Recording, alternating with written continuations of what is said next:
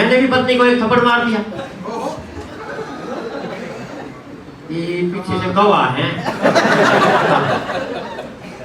अब पत्नी खाना नहीं बनाई, बात नहीं करे, रूस गई। मैंने कहा हमारे अध्यापक ने बताया था कि थप्पड़ मारने का अधिकार उसको है जो प्यार करता हो। इतना कहते मेरा 2 मारे। मैंने कहा ये क्या किया? बोली तेरे से दुगना प्यार करते हैं। अच्छा,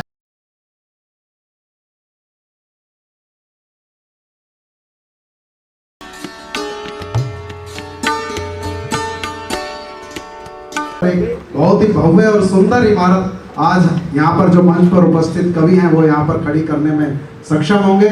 और अभी मुझे सूचना मिली हुई है कि हमारे कुछ विशेष मेहमान भी यहाँ पर बाहर से आए हुए हैं इन कवियों को सुनने के लिए। अगर यहाँ पर जो आयोजन समिति के लोग हैं, मैं चाहूँगा कि कुछ कुर्सियाँ अतिरिक्त रखी हुई हैं, इनको आगे लगवा दिया जाए उनके लिए, तो बहुत ही अच्छा रहेगा। तो आइए आगे चलते हैं, सफ़र को आगे जारी करते हैं। जैसा कि अरोड़ा जी ने यहाँ पर 6 कवियों को आमंत्रित किया है। इन्होंने मुझसे बात हो रही थी जब कवि सम्मेलन के बारे में भूमिका बन रही थी, तो उन्होंने बताया कि हमने 6 कवियों को यहाँ पर आमंत्रित किया है और अश्व अनुसंधान केंद्र है ऐसे ऐसे हिसार में, वहाँ पर आप लोगों को आना है। तो मैंने कहा आप घोड़ों के बीच में घोड़ों को ही बुला रहे हो। अगर आप कुछ अलग से करना चाहते हो, 6 घोड़ों के साथ एक घोड़ी भी आ जाती तो थोड़ा सा अच्छा है। कि आप और किसी का नहीं तो कम से कम मंच संचालक का थोड़ा सा ख्याल रख लेते, क्योंकि आपने देखा होगा अक्सर मंच संचालक और कवित्री के बीच में नोक-झोंक होती रहती है और दर्शक लोग उसका आनंद उठाते हैं। तो मैं कि संचालक क्या करेगा? बोले भाई साहब आप भी कमाल कर रहे हो, सुप्रीम कोर्ट ने 377 हटा दिए, किसी भी कवि को पकड़ लेना उसके साथ।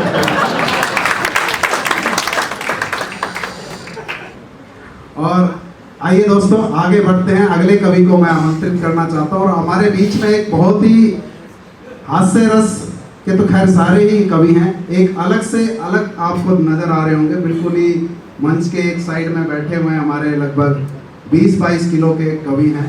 बिल्कुल ही आप उनका बॉडी स्ट्रक्चर देख रहे होंगे, शायद कईयों को दूर से शायद नजर भी नहीं आ रहे हो। एक बार हाथ खड़े कर दीजिए।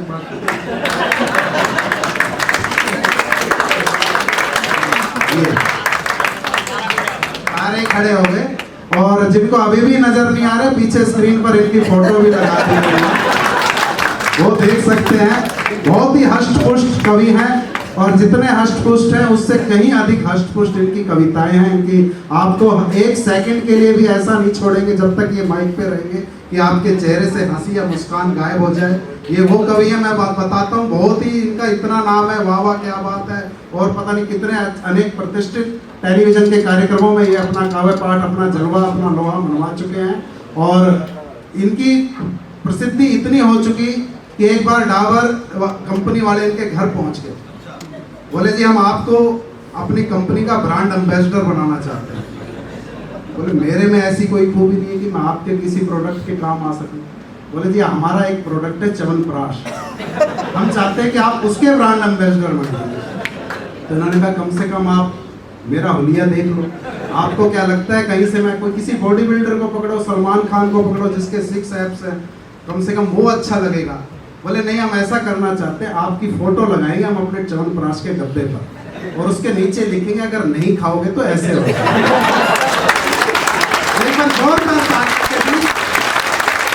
से आपके बीच में आए हैं मास्टर महेंद्र जी।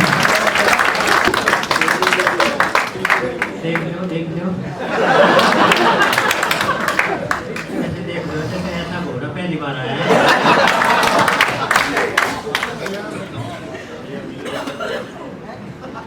यशदीप भाई साहब बड़ा अच्छा संचालन कर रहे हैं। आजकल मंचों का संचालन उनको मिलता है जिनका घर से पत्नी संचालन छीन लेती है।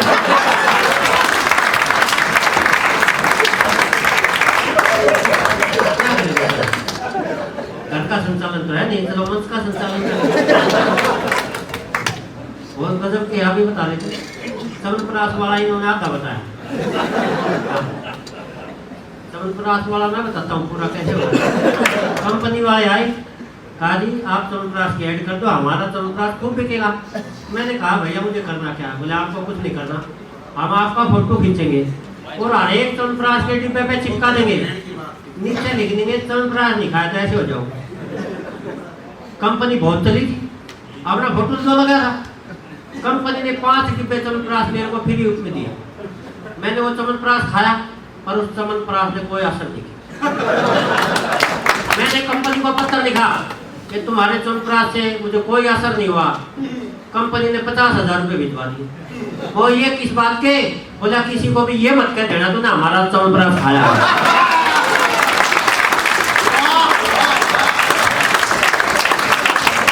और भाई साहब ने कड़ी कोशिश कर ली, कहीं से भी फोटो दिया है।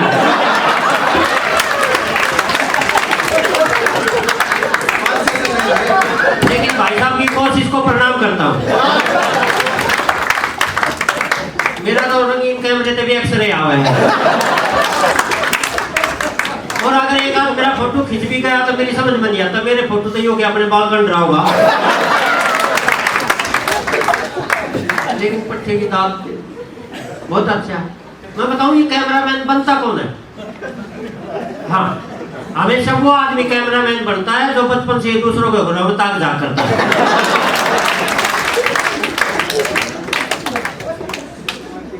हमारे तो वहाँ झज्जर में भी एक कैमरामैन था। एक का दादा मर गया, उसको आरती में लिटा के शमशान घाट में लिया। तब उनको याद आया, बोला दादा का आखिरी फोटो खिंचवाना। बोला कर दो फोन कैमरामैन को। ऐसे ही भाई साहब थे, ऐसे ही मुस्कुरा रहे थे। उन्होंने फोन किया कि अपना स्टैंड पर कैमरा लेके आ जा शमशान घाट में। एकदम घबरा कर देखो तो बोला रे दादा का आखिरी फोटो खिंचवाना है। अभी वही सब 3 टन का स्टैंड ले गया, कैमरा लगाया। तो बोले दादा का मुंह दिखाओ। उन्होंने उगाड़ दिया कफन। अब फिर कैमरे की तरफ देख के बोला स्माइल प्लीज। और वो गलती से दादाजी हंस पड़े और दादाजी तो हंस के हो लिए खड़े और फोटोग्राफर में लंबे पड़े।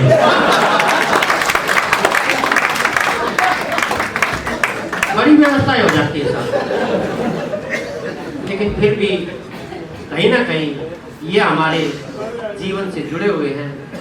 कितनी हमारी यादें सहेज के हमें देते हैं, हम उनको याद करते हैं।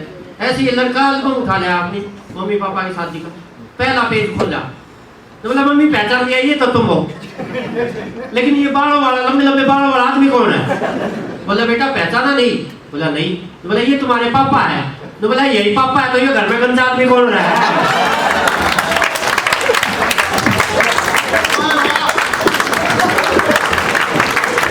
तो ये करतूत भी की होती है, बाप को बाप भी नहीं छोड़ते। नहीं कोई बात नहीं, प्रणाम करता हूँ। चलो आपको प्रणाम करता हूँ, मुख्य अतिथि को भी प्रणाम करता हूँ, आप इधर बैठे आपको भी प्रणाम करता हूँ। और मैं आपका कर ही क्या सकता हूँ। सर आइए। सर आप ठीक टाइम पाए, हम थोड़ी जल्दी लग गए थे। देखो ये व्यवस्था, ये फोन है ना सर, ये एक ऐसी वो है, व्यवस्था भी है और अव्यवस्था भी है ना। फोन खराब हो जाए, घर के बाल का खराब कर दिया और बाल खराब हो जाए, बोला ये फोन ने खराब कर रखा है। ऐसा होता है। अब ये कल पत्नी से सर्जिकल स्ट्राइक हो गई थी, इधर का मुंह थोड़ा सूजा सूजा दिख रहा। हाँ, आपको तो ये सौभाग्य नहीं मिल जाएगा। नहीं वही आश्रय जिनको ये सौभाग्य मिल चुका है। मैंने भी पत्नी को एक थप्पड़ मार दिया। ये पीछे से गवाह है। अब पत्नी खाना नहीं बनाए, बात नहीं करे, रूस गई। मैंने कहा हमारे अध्यापक ने बताया था कि थप्पड़ मारने का अधिकार उसको है जो प्यार करता हो। इतना कहते मेरा 2 मारे। मैंने कहा ये क्या किया? बोली तेरे से दुगना प्यार करते हैं। अच्छा ताली भी वही पीट रहे तो दुगना प्यार सह के आए।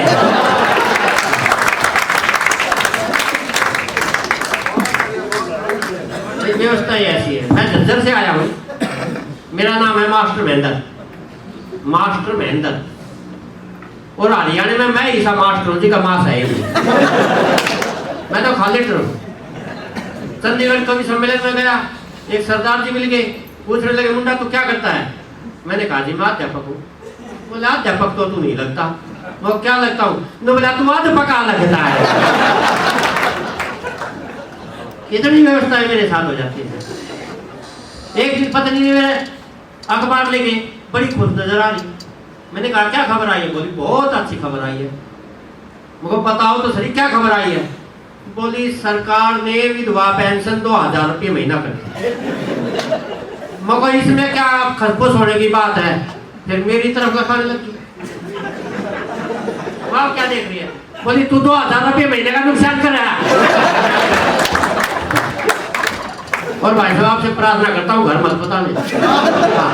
ना तो 2000 रुपया अगले महीने ले बैठा कि वहां अभी जाके बता नहीं तो व्यवस्थाएं होती है।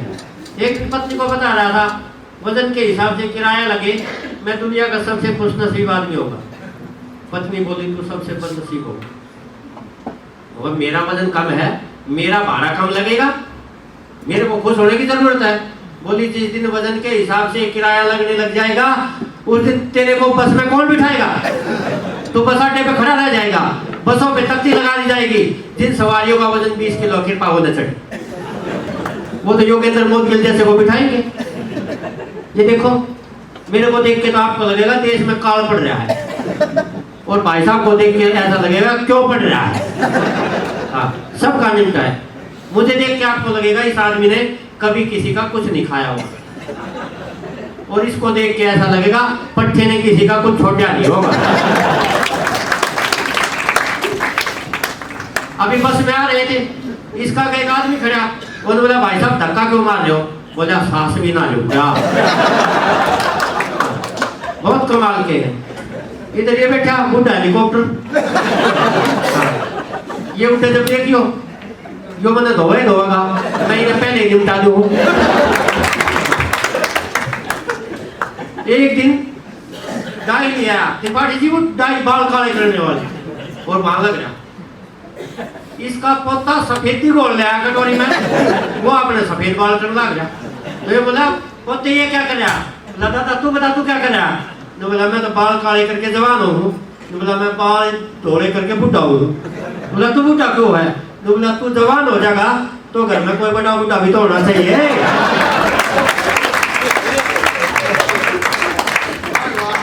और ये इधर दीपक सैनी इसके विषय में कुछ नहीं कहते बेचारा कवार आदमी। देखो मेरे को तो ठेका दिया था त्रिपाठी जी ने कि सिर्फ शादीशुदा आदमियों का हंसाना है। कवारा तो कितने भी दांत पाड़ लेगा क्योंकि शादीशुदा आदमी को हंसाना बड़ा मुश्किल होता है। ऐसा होता है। इधर ये यशदीप जी बैठे मुझे तो इनकी शादी का वर्णन याद आता है। यशदीप भाई घोड़ी पे बैठ के दुल्हन के द्वार पे पहुंच गए। अब दुल्हन ने इसको देखा। दुल्हन ने इनके ऊपर एक शेर बोला कि छैल छबीला गाभरू सोना और सुंदर और सरदार और ऐसा सुंदर पति मेरा तेरी जय जय हो करता। अब इन्होंने माला डाल दी। अब वो भाभी जी माला ना डाले। हमने कहा भाभी जी माला डालो। बोली नहीं मैंने इनके ऊपर एक शेर सुनाया है जब तक ये मेरे ऊपर एक शेर नहीं सुनाएंगे मैं नहीं डालता। अब ये कवि तो था त्रिपाठी जी तुरंत शेर बनाया कि हाथ में मेहंदी पाँव में मेहंदी और मेहंदी खूब रचाई जी हम तो तेरा बेटा बेटी तू हमारी माई जी।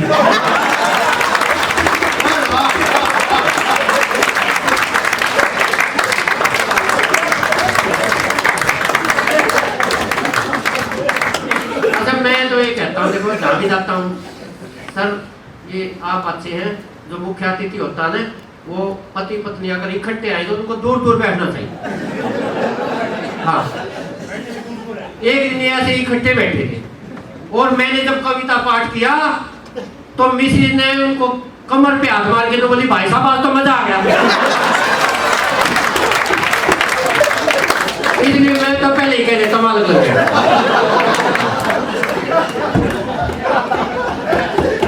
मैं ठीक कह रहा हूँ। हाँ देखो त्रिपाठी जी ने भी मेरा अनुमोदन किया। मुझे लगता है ये भी मेरी तरह पढ़े लिखे हैं। अच्छा आइए। हाँ निमट क्यों सर कौन रह गया? मैं रह गया। हाँ ताली इनके लिए बजाना। अगर तुम ध्यान से देखोगे तो मेरी ताली तो भगवान ने बजाए रखे। हर एक कविता में आपके सामने सुनाता हूँ। कविता का शीर्षक है प्रेम पत्र बनाम एप्लीकेशन। बहुत बढ़िया कविता। एक 9वीं क्लास के छोरे ने 10वीं की छोरी तब प्रेम पत्र पकड़ा दिया। एक 9वीं क्लास के छोरे ने 10वीं की छोरी तब प्रेम पत्र पकड़ा दिया और छोरी ने छोरा उड़े खड़ा खड़ा थपड़ा दिया। फिर वो प्रेम पत्र और वो छोरा लेके पीटीआई मास्टर को पकड़ा दिया। अब तो पीटीआई मास्टर को बड़ा गुस्सा आया, लड़के को जोर से धमकाया, पर जब प्रेम पत्र खोल के पढ़ा तो मन मन मुस्काया। तो बोला ये छोरी देख तने खाम खाई छोरे की घंटी दे रखी से, बेचारे ने तेरे तक फीस माफी की एप्लीकेशन दे रखी से। यह सुनते छोरा घबराया, उसका एकदम पसीना आया। बोला जी तो और बेचारा पटेगा, ये मैंने हेडमास्टर काटेगा। इन तैसा लागे से मेरा काल आ लिया, जब फीस माफी की एप्लीकेशन याद ही नहीं सर तो प्रेम पत्र हेडमास्टर रजा दिया।